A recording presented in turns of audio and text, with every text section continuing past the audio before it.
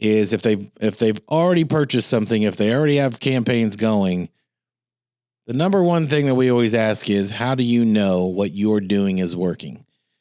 We do a lot of homework beforehand. Would you say is fair, Sean? Absolutely. We look into everything they're doing first. We look in the back end of their website as much as we can find. Explain to the audience out there what we mean by how do you know what you're doing is working?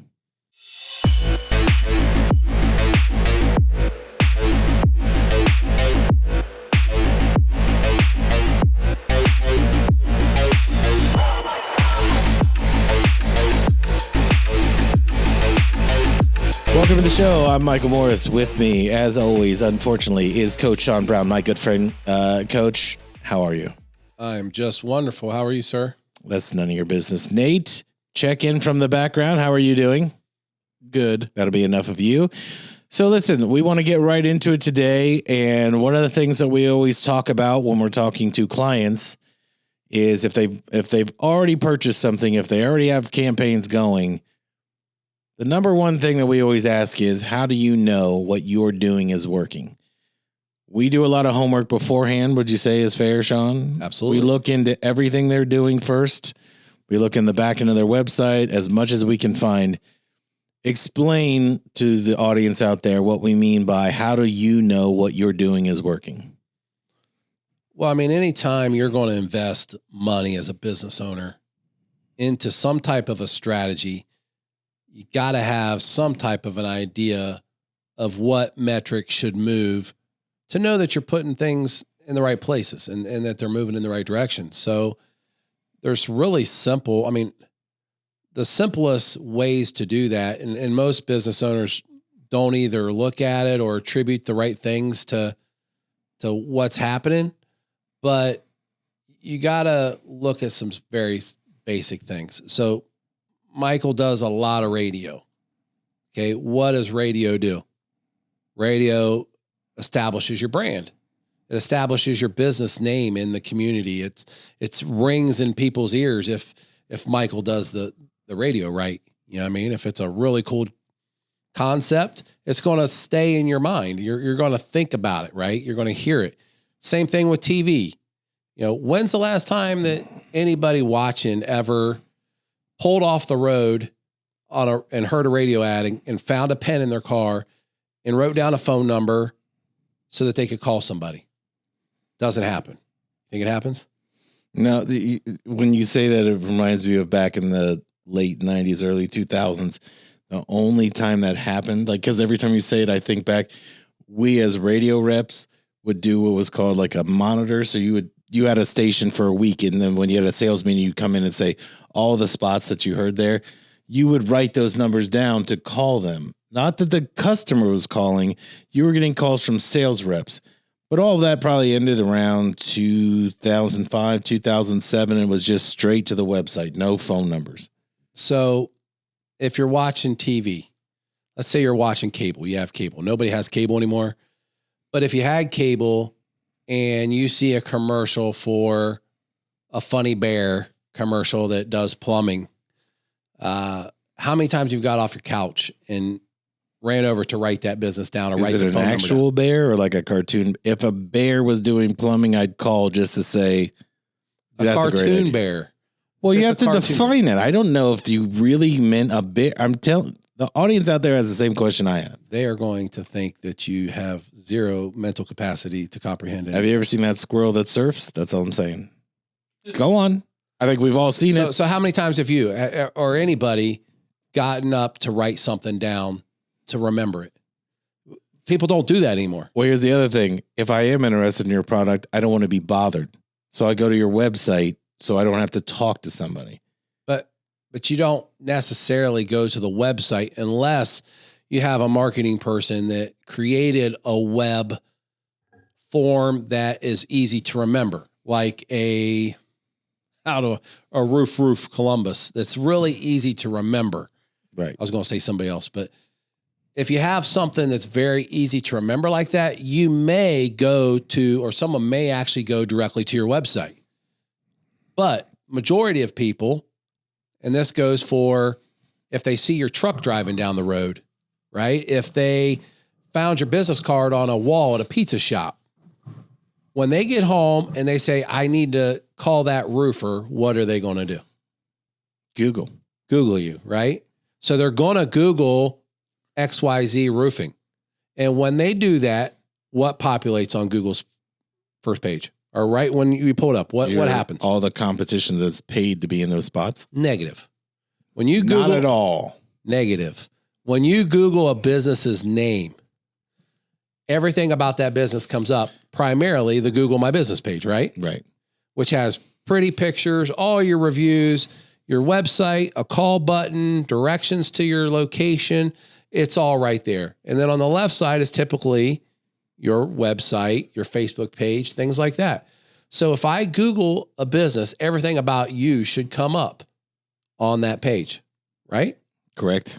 So if I hear a radio commercial, I hear the TV, if I see the TV, if I see a streaming ad on YouTube TV and I'm sitting on my couch and I say, oh my gosh, I need to get my roof checked. And I Google it right there. And I pull up your Google My Business page and I hit call or I hit website. Who gets credit for that? Ooh. The marketing guy that sold you Google ads? Well, or did SEO? Is that SEO?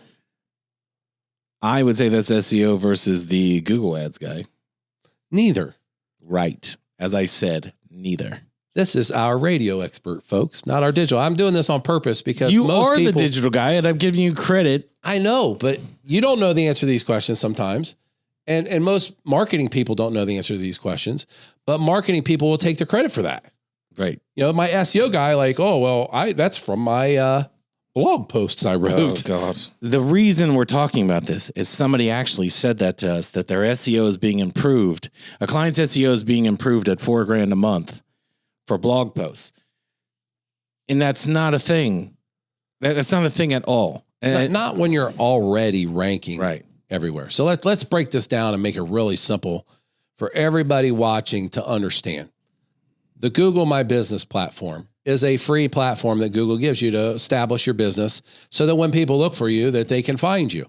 Now, things that are going to actually drive people to your Google My Business, your business cards, your referrals, your networking, your radio, billboards, television, streaming, all of those things that would cause a user to Google your name of your business would end up at your Google My Business. So if you're not looking at Google My Business analytics and looking at trends of visitors and click the calls and click the websites, you better be doing that because that's where people are going when they hear your name or someone tells them to call you.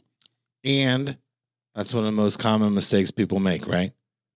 When you ask somebody, let's look at your Google My Business, how many people are like, what is that? Absolutely. Right. Rule number one, never let a marketing person set that up for you without using your own Google My Business or Gmail address and have ownership of that. That is the heartbeat of your business is your Google My Business page. That's where most of your traffic ends up when people search your name. And you need to know where those metrics are going. If you're running streaming, if you're running radio, if you're running billboards, if you're doing flyers, if you got a wrap on your truck, all of those things should stimulate increased activity in your Google My Business because that's where people are going to land when they Google you. Now, the second piece is obviously your website. Most people will tell you that you need a website first. That is 100% inaccurate. Websites do two things. And I won't put you on a spot and ask you if you know what those two things it does. Do you know what the two things websites do? Give you credibility. Nope. Well, yeah, they do that, I guess. I'll give you credit for that. Thank you. And the other one you're going to tell me. Number one, a website either gets in front of traffic by ranking with SEO. So it's got to be on page one of Google. When you search for roofer near me, if that website shows up, it can get its own traffic by being positioned through SEO. If it doesn't get its own traffic, it's not there, what else can it do? It can only convert traffic that you send to it directly through an ad, right? Or through somebody going through your Google My Business. And then what it does is it creates trust. It creates validation that they're a real business because they have a web page. That's the only two things the website does. But you can also see when people Google your name that will come up as an option. So you will see traffic that comes to your website through your Google My Business and through direct traffic from them just clicking on it. So you have to look at those trends if you're running all of those marketing pieces that we talked about before. You have to be measuring those. And how many people really measure that stuff? Only one that has emailed me 20 times today. Same guy and the same thing. But he emailed you about Google ads, right? He's emailed me about everything to coffee mugs. Again, yard signs, everything, all driving to a website that is already ranking well. Question for you then. So when we're talking about how to measure, the most important measurement is what? Is it traffic? Is it conversions? What, in your opinion, what's the most? Can you have a conversion without traffic? You cannot. So you need traffic, right? You need to have people that are interested in your business, that are coming to your business and building, that brand awareness and that brand trust in a market. How do you, when you say brand aware, I know what you mean, but for somebody, there's a local plumber out there that's watching this and says, well, what's brand awareness? Define what you mean by that. So if I'm I just went to Florida recently to visit family with my wife, and we're driving down the freeway and my wife is hungry. And we're in the middle of nowhere in the mountains. And there's a sign on the side of the road that says, next exit, there's a McDonald's and there's Joe's Burgers. Which one has brand awareness? Joe's Burgers. Oh, McDonald's is kind of big, I guess. Yeah. So immediately I have established brand trust with McDonald's, even though we did get McDonald's earlier, and after an hour it turns to cardboard. So it's a whole nother segment. But guess who's not going to sponsor this show? McDonald's won't. But Joe's Burgers might. Yes, we need Joe's Burgers to please reach out to us if you exist. But that brand awareness, I immediately have trust that I can stop off this exit and get some type of food that I can know what it's going to taste like. So that brand awareness gives me a sense of comfort and trust. Same thing when you go to pick a plumber, you go pick a roofer, a doctor, anybody, dentist, financial advisor. I mean, you're going to want to feel good about the person you choose, and the person that you hear more often, you will have a natural tendency to trust them. Does that mean they're the best option? No. But I also think it's funny because you could say the same about radio and TV, because someone can see it and you are building trust with them. And then it could be a car dealer and you have a negative experience as soon as you get there. But the commercial made it seem like we're family friendly and we want you to be here and blah, blah, blah. And when you get there, they're hard as nails to negotiate with or whatever it might be. Because that used to be a thing where it'd be, experience the difference here and there. And then someone will walk out and go, God, I can't stand those assholes. You know what I mean? But the commercial drove you in to go do it. And I believe, and I'd have to research this, I think 85%, if they can get you on the grounds, whatever it is they're selling, you've already made the attempt. Now they just are going to close you. Whether you have a pleasurable experience is not the most important factor. It's a nuisance factor. You got my attention. You got me in here. I selected you, and people will never tell you that they're wrong. It's the same reason that people don't apologize when they do shitty things to you. Same thing happens in a purchasing experience. You will validate, yeah, I shouldn't have spent that much on this computer or this phone or whatever, but I needed it for this. We never say, I should have never bought that. What you say is, I'll never go there again after you made your purchase. So that's also part of brand awareness, is that you're going to tell 10 people, don't go there. Disclaimer. So if you're a business owner, you want to have an established brand so that you can have an opportunity to earn that person's business and trust and positive review to continue to get more and more business.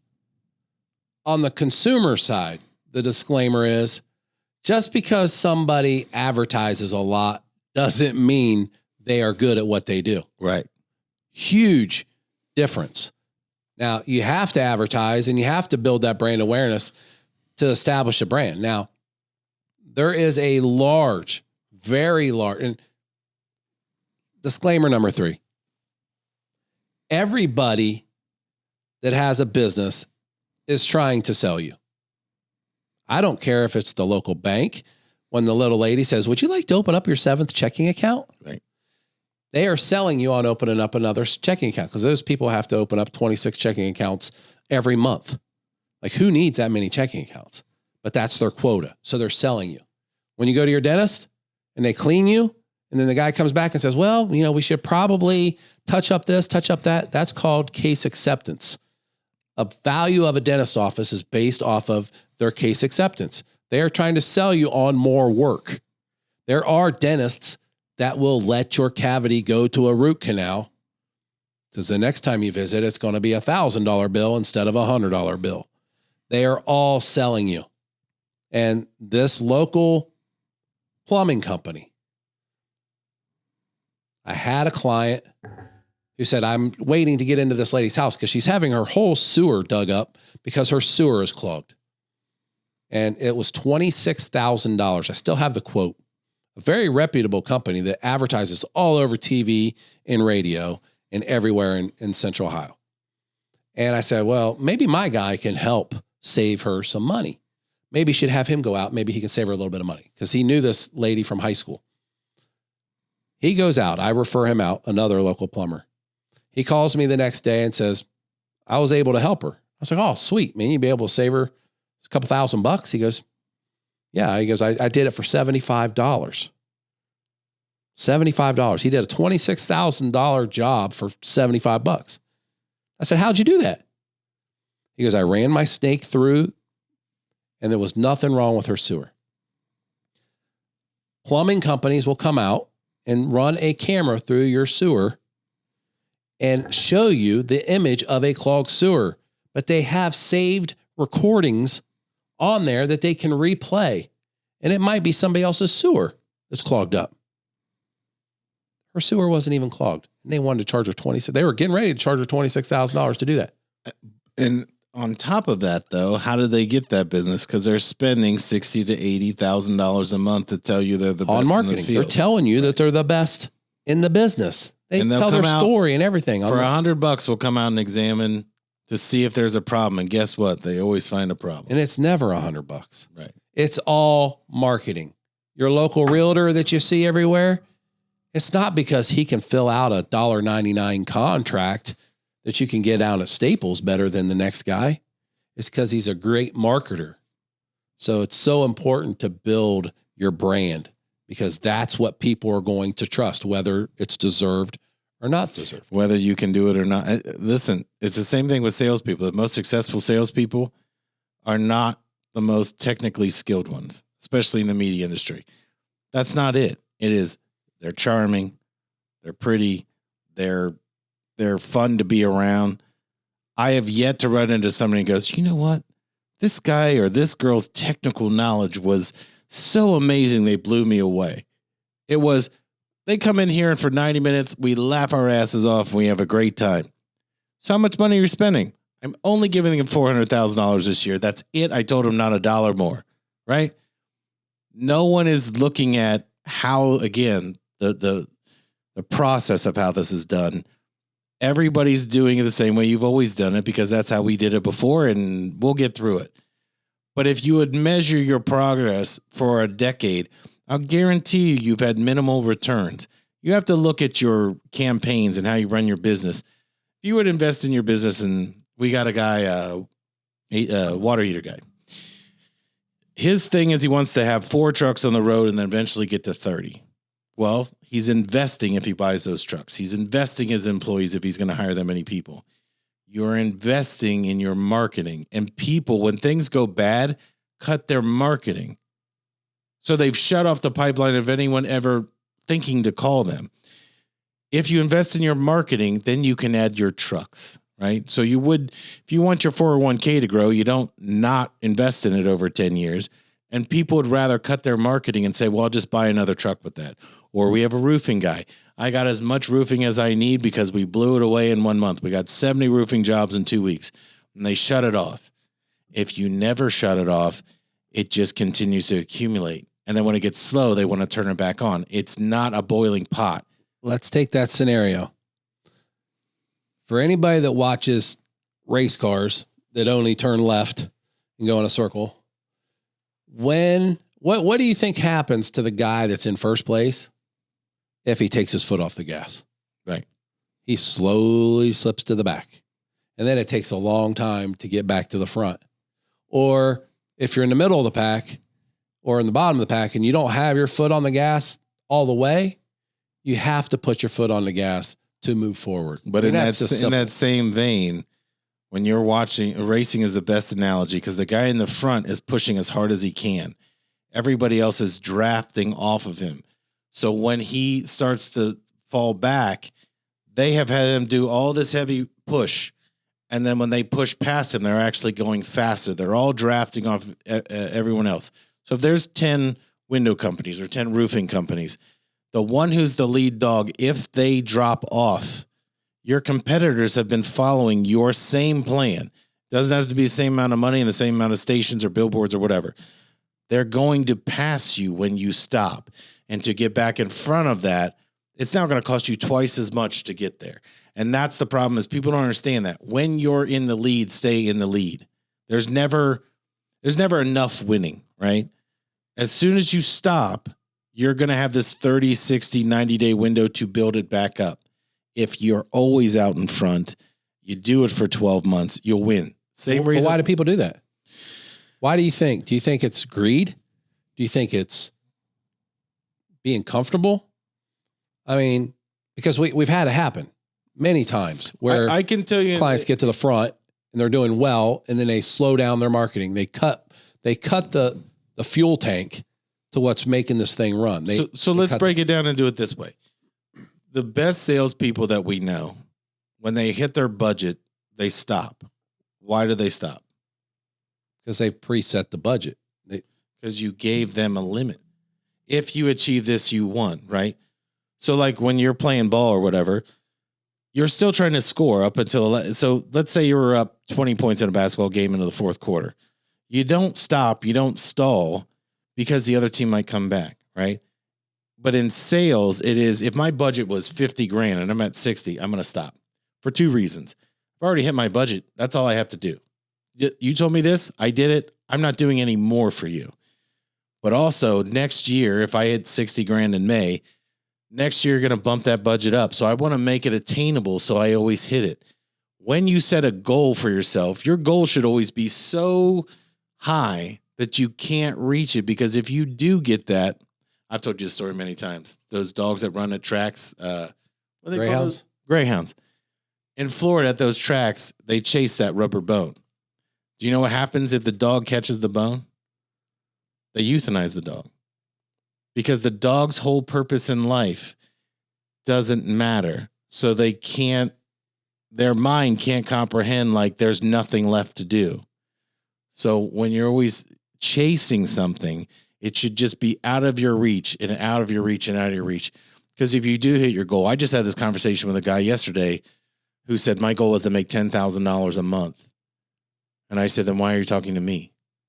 And he said, what's wrong with that? And I go, your goal should be to make $50,000, $60,000, $70,000 a month. And he said, why do you say that? And he said, because if you make 10, but the cost of living goes up 40%, did you make enough? If you make 10 and you have a medical emergency in your family, is that enough? There's never enough. And it's not the greed part. It is we are trained to only do as much as we have to do before pain sets in, right? We have this thing where I did just enough. Kids always do that. I worked out just, perfect example.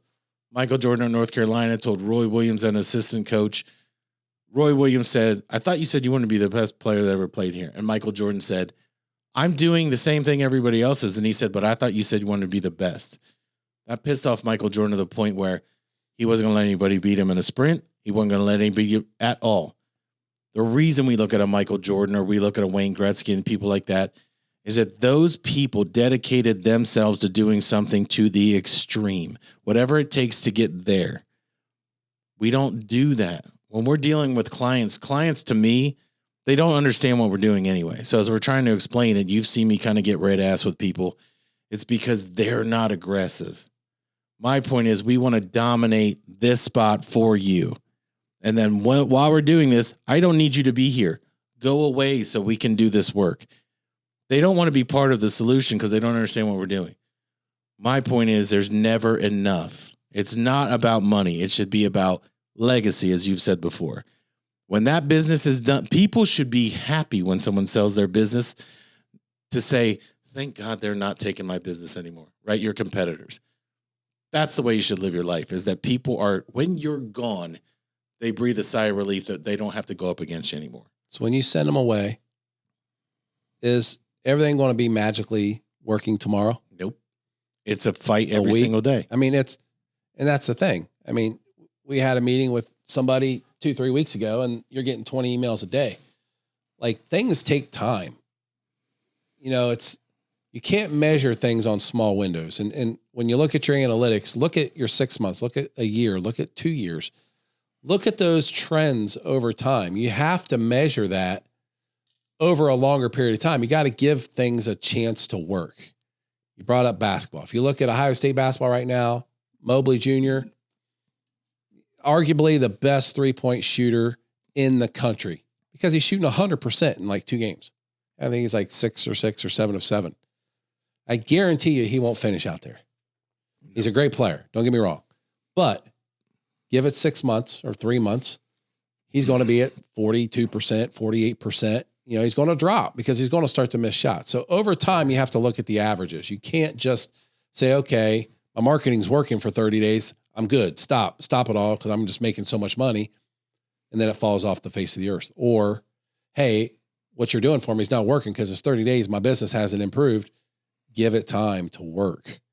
You know, you have to understand the processes, like you said. And how many times we sit down with people and, I don't care how that works. Just make me money. You guys just do it. I'll give you the money. Wait, they say that and then they check in every day.